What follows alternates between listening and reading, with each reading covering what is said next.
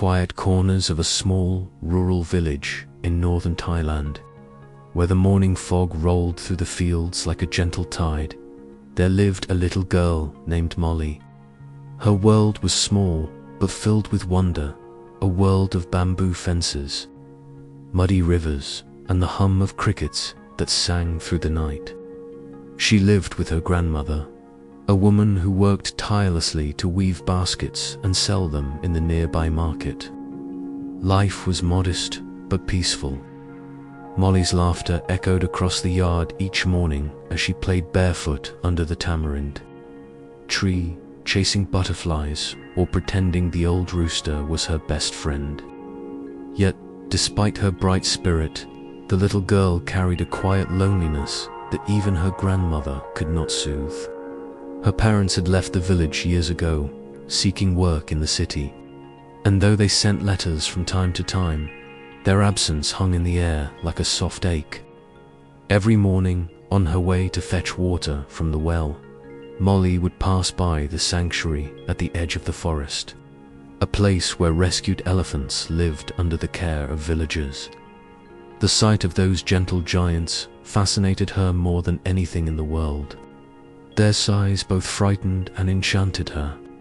She would stand there for long minutes, clutching her small wooden bucket, watching as the elephants bathed in the river, their skin glistening under the sun, their trunks playfully spraying water into the air.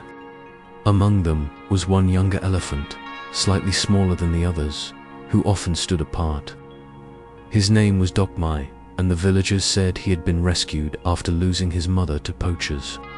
His eyes were soft yet distant, full of memories too heavy for such a young creature. Molly was drawn to him in a way she couldn't explain. Each day, after finishing her chores, she found herself walking back to the same spot near the wooden fence, hoping to catch a glimpse of Dokmai. Sometimes she would bring pieces of fruit, bananas, mangoes, or sugarcane, stolen from her grandmother's kitchen. She would leave them near the fence and watch quietly as the elephant hesitated before reaching for them with his trunk. It became their silent ritual, day after day, until the elephant began to approach her whenever she arrived. Slowly, the distance between them faded. What began as curiosity grew into something deeper, an unspoken connection between two souls that had known loss in different forms. But not everyone in the village approved.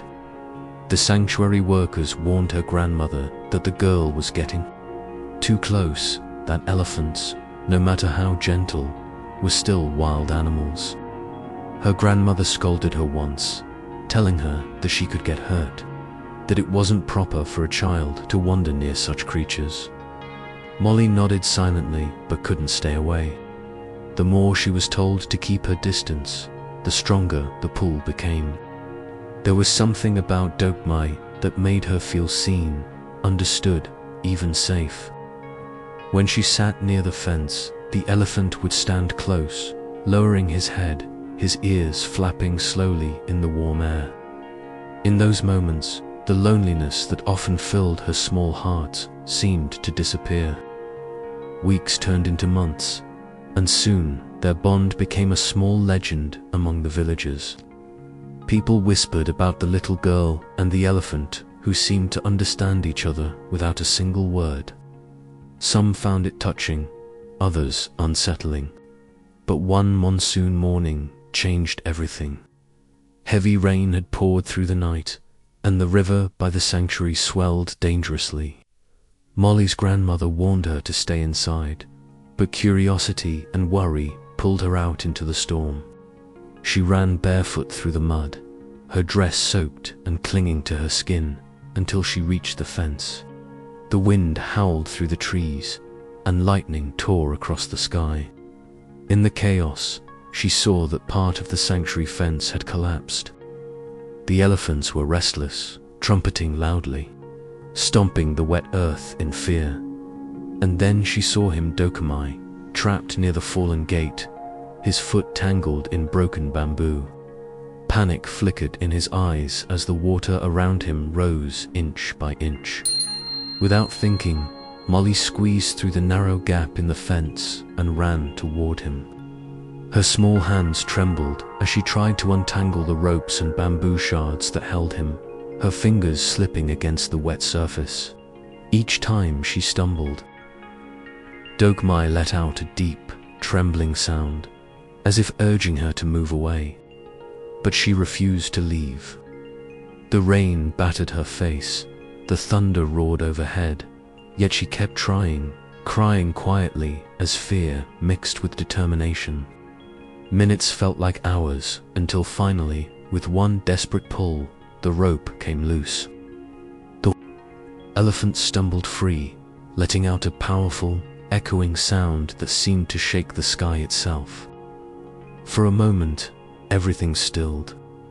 Dogmai turned toward her, lowering his massive head until his trunk brushed gently against her arm. Mud covered them both, rain still pouring down, but in that fragile moment, there was peace.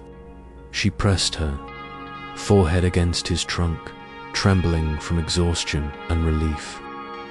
They stood there in silence, a small child and a rescued elephant bound by something that went beyond language or logic.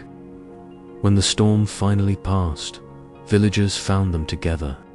Her grandmother wept as she ran toward her, wrapping Molly in her arms. The sanctuary workers stood speechless, unsure whether to scold or to marvel. But the look in Dogmai's eyes silenced everyone. It was gratitude, pure and unmistakable. From that day forward, the villagers treated the bond between Molly and Dogmai with reverence. The sanctuary caretakers began to let her visit freely, often finding the pair sitting together by the water's edge.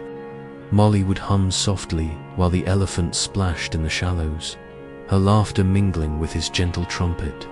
She seemed lighter now, freer. Even her grandmother noticed that her nightmares had stopped, her eyes brighter than before. Perhaps it was the comfort of knowing she wasn't alone anymore, that somewhere beyond the loneliness of her world, she had found a friend who understood her in a way no one else could. Yet beneath all the joy, a quiet shadow lingered.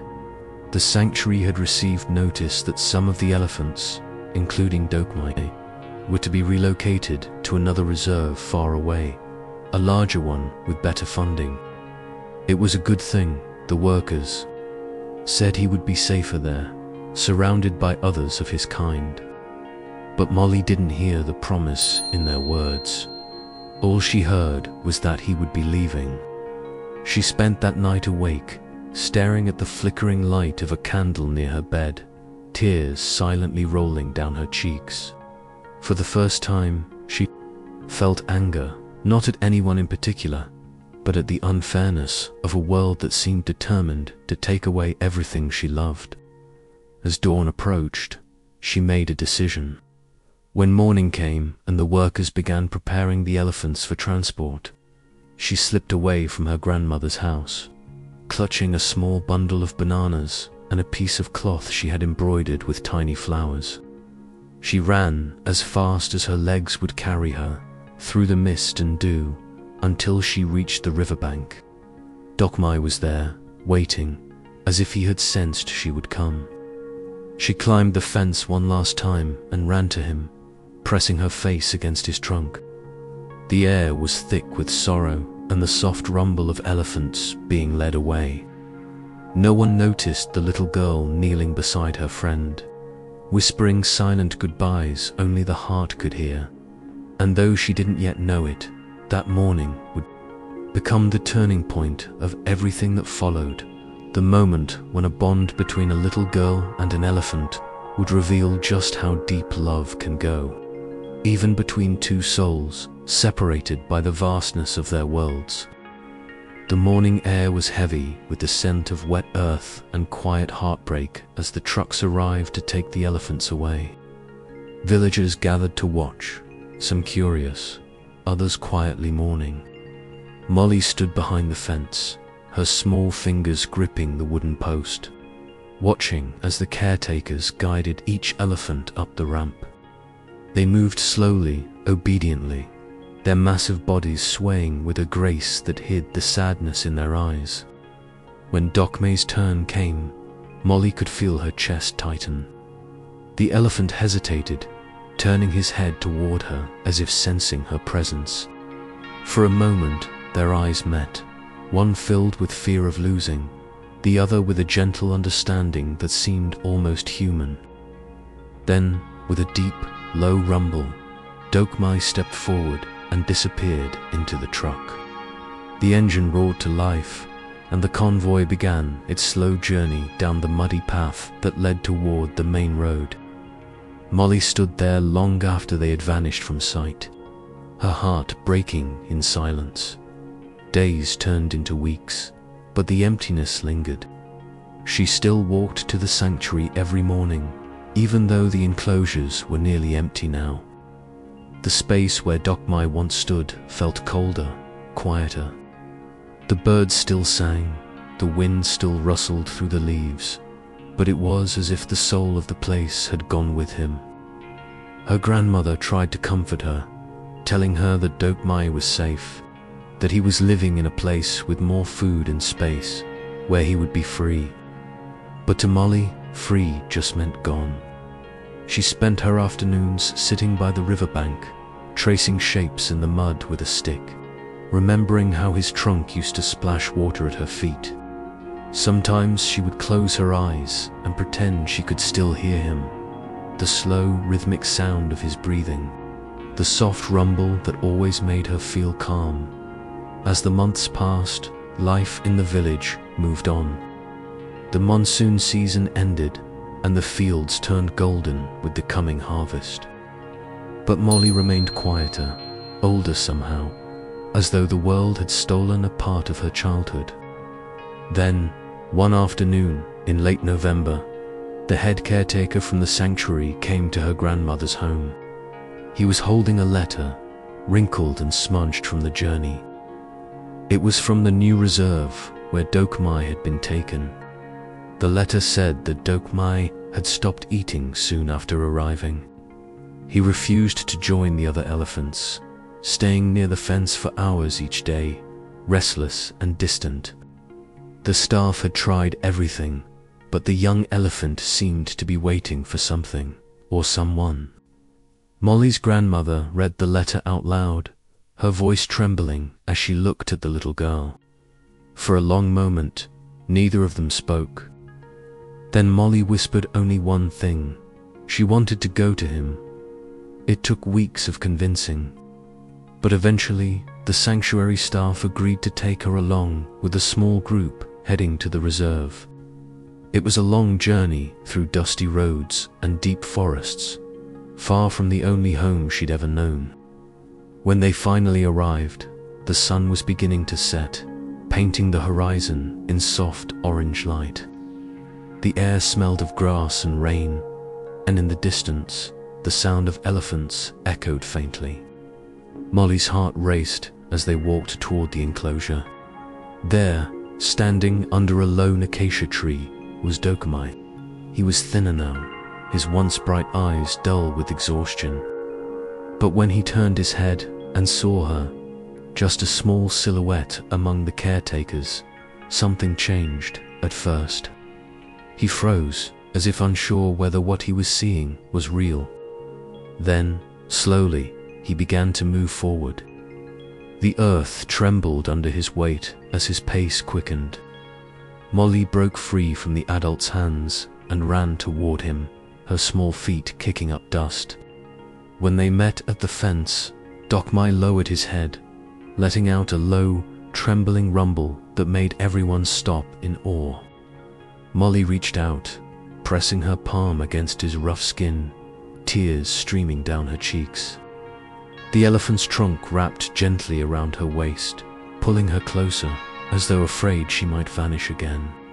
The caretakers stood still, their eyes wide, realizing they were witnessing something that defied explanation. Over the next few days, Dokmei's condition began to improve. He started eating again, following Molly wherever she went.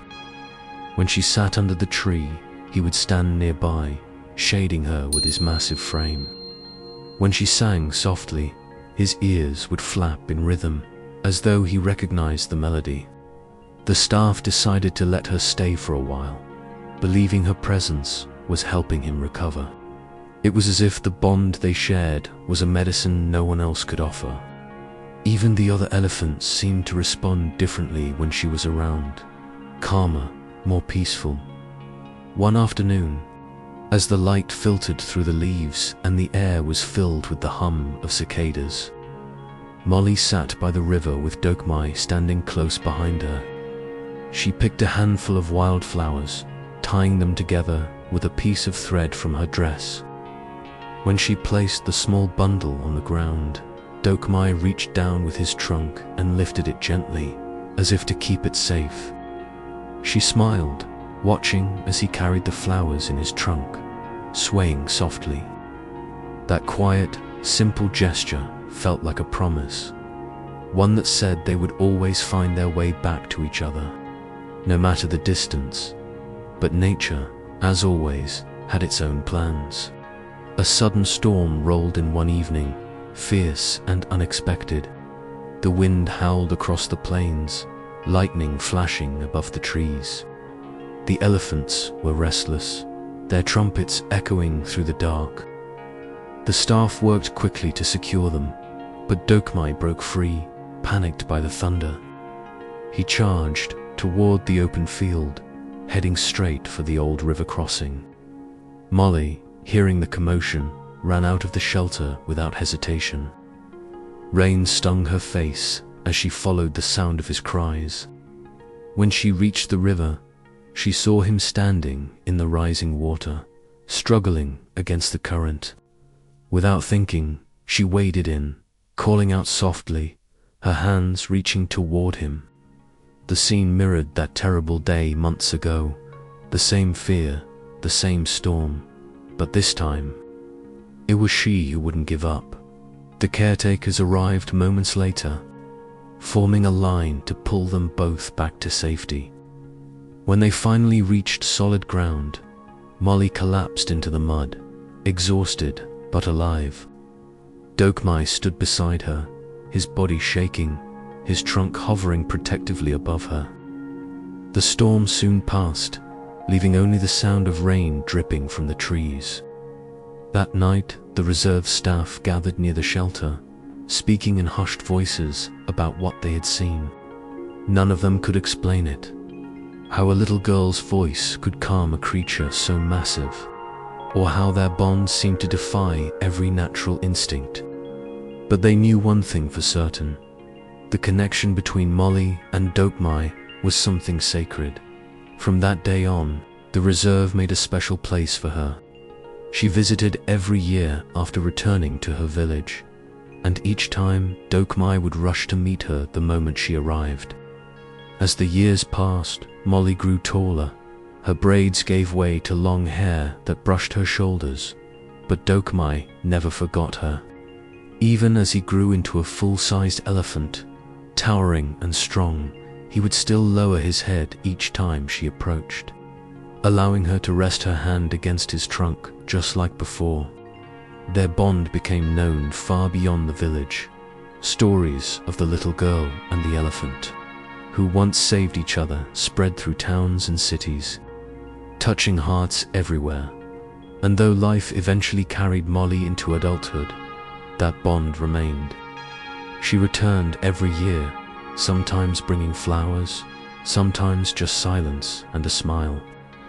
The villagers often said that when she was near, Dokmai seemed younger, his eyes brighter. There was peace in their quiet reunions, the kind that words could never capture. When Molly later spoke to children about kindness and respect for animals, she would tell them not to be afraid to love what others might not understand. She would talk about trust, how it can heal wounds deeper than any medicine, and about how sometimes the creatures we think we're saving end up saving us instead. And as the sun set behind the hills one final evening, the sound of an elephant's gentle trumpet echoed through the valley.